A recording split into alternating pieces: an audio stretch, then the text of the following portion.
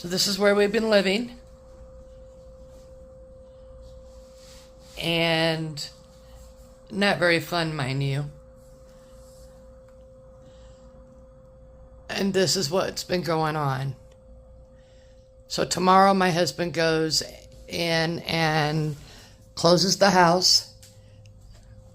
He has to go into a title company and close the house and kind of finish up everything there. And then he has to get back here so he can close on the house here. And it has been a tremendous stress. It has been horrible. There's things that I think that we should do and things that shouldn't be done. And so let me go over it with you guys. You notice the bed's not made.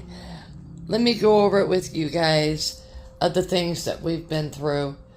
So we went and got a moving company and they quoted us $9,750 to move.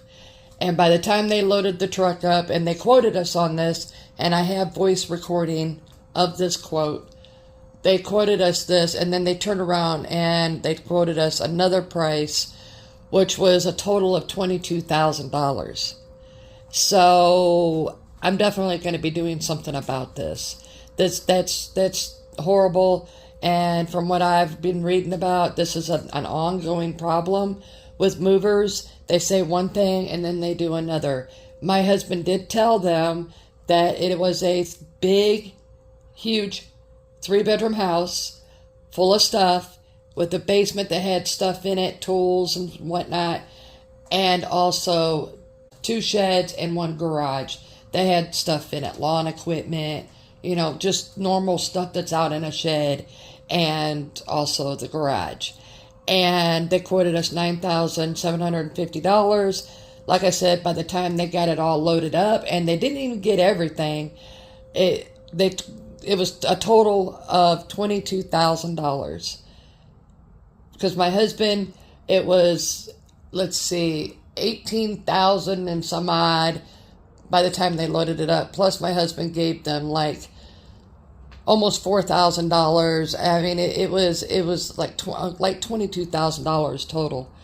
So once I get all my stuff, then I'm going to start doing something about this. But until I get my stuff, I'm not going to tell anybody who they were or anything else about it. But once I get my stuff, that's when I'm going to go in detail. So here we are. We're fighting to get our house sold. Some friends wanted the house, so we're selling the house to them. And then a couple of days before we close on the deal, they back out. She says that the house is too big for her to keep clean. I don't get it, but hey, I have a bad back. And if I can keep it clean and keep my yard going, do my yard work and all that, she could too. It's just a matter of maintaining. But anyways, that was her thing. So that all went down the drain, and I didn't ask them for any earnest money. I should have, but I didn't. And so that way, if that had happened, and the earnest money would have been mine, for my troubles. And so anyways, so we go through this wholesaler that buys houses by wholesale. And the day before we were supposed to close, again, I didn't do the earnest money. They back out.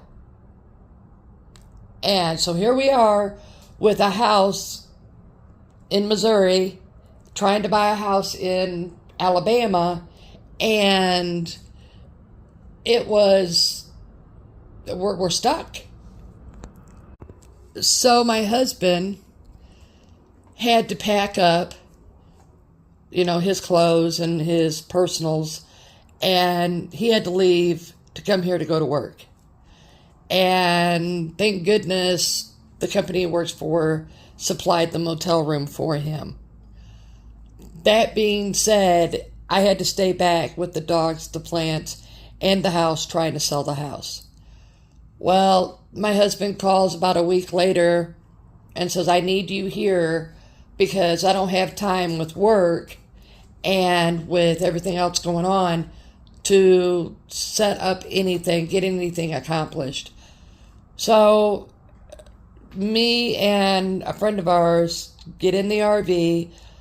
Donnie stays back at the house. He's like, we call him the lighthouse keeper. And he keeps taking care of my plants, and he takes care of my dogs. Because when you're in a transition like this in limbo, you really don't want to take your dogs, especially the handicapped ones, and put them out in a limbo type situation. They cannot handle chaos. So we left them with Donnie, and now we're, tomorrow my husband is back, well, right now he's back up in Missouri, and to get the dogs, get the plants and the rest of our stuff, and Donnie. Tomorrow he goes and signs to close the house tomorrow. And then hopefully we can close the house here tomorrow, but if not, it'll probably be Thursday or Friday. And then we can move into our new house. And that's when I'm going to do another video. So here's the things that I've learned. One thing that you need to do is don't sell your house to a friend. That just makes it, it's just doesn't work out. And make sure that you are well prepared for the longevity of selling your home. I went through a broker, and within 2 weeks, we're at the signing table. I'm telling you, if I hadn't done that, I'd still be up in Missouri trying to sell my home. And if I go through a realtor, you can imagine it would have took months. So we got almost exactly what we wanted for the house. We could have asked for a lot more, but we just wanted to close the house there so we didn't have to pay anything there. And then all we wanted to do was put a down payment for this new house here. That was our only concern. So, and we got that and then some, so we're happy with that. So being in limbo really sucks. And if you are moving out of state, make sure that you have all your T's crossed and your I's dotted, that when you're selling your house, do it in a way that it will sell quickly, so that way you can get your family back together. Make sure that you do an earnest money. Earnest money is anywhere from like $5,000 on up. We asked for $7,500 earnest money because we wanted to make sure the person that was buying the house was serious, that they were definitely going to buy the house. Because if not, if they back out, that $7,500 would be ours. I could use the extra money, but I'd rather have my house sold so that way we can move into our other house. You need to make sure that everything is aligned. Now, when you go and you are getting a loan to buy a house, oh my goodness, the underwriter is horrible. When you get to underwriting, it is horrible. They'll ask you for the same thing 4 or 5 times. And you'll send them the same thing 4 or 5 times, and then they'll finally accept it. It's not even a different picture of an account or anything. It's the same thing, and then they'll just finally accept it. I think they live to drive us nuts. I think it's a way of trying to get you not to get your loan. So how my husband did it was, after a while, he got tired of just sending the same thing. So finally, he just said, here's my boss. Here's you can get the information from him. And they wanted 3 years of W-2s. My husband sent them 5 years, several different times, but 5 years. So that way that, they would have the 5 years and they can't ask to go back any further. So when you are dealing with an underwriter, it's always best to just make them talk to the people that they need to talk to. So that way they can get the information from the person you need to get the information from. Like we had our loan processor who was basically in between us and the underwriter. And she would say, okay, you're going to need this, you're going to need that. What my husband did is he just went and put our realtor in an email with our loan processor, and we let the loan processor drive our realtor nuts. So that worked. But so any way that you can not have to do something with the underwriter, and you can just make other people do it, so that way you can get the correct information to them, it just makes it a lot easier. So right now, currently, I'm in the motel, which truly sucks. Let me say that. Let me say it again. It truly sucks. But I'm in a motel, and I'm not on the streets, and I'm not living in the RV. But what I am doing is living very skimpily. I'm eating lunch meat. I'm doing what it takes because, I have a lot of medicine that I have to take. And a lot of it's for my diabetes. But my husband is in Missouri currently to get the dogs, the plants, and Donnie, and finish getting the rest of our stuff out of there, which isn't much, and close on the house. So yes, I am bringing my doggies. My doggies are loved. They're not being left behind. I will not do that. Those are my babies. In fact, I have one here currently. Let me see if I can find her. She's like hiding underneath a bunch of blankets. Oh, there she is. You see the little lump? Peanut. She's like, leave me alone, Mama. Leave me alone. There she is. So I do have her with me because I have to hand feed her and also hold on to the bowl so she'll get a drink. She has to sit on my lap to eat. And she won't do it for anybody else. Therefore, she had to come with me. But the other dogs are up there. They're happy daddy's there.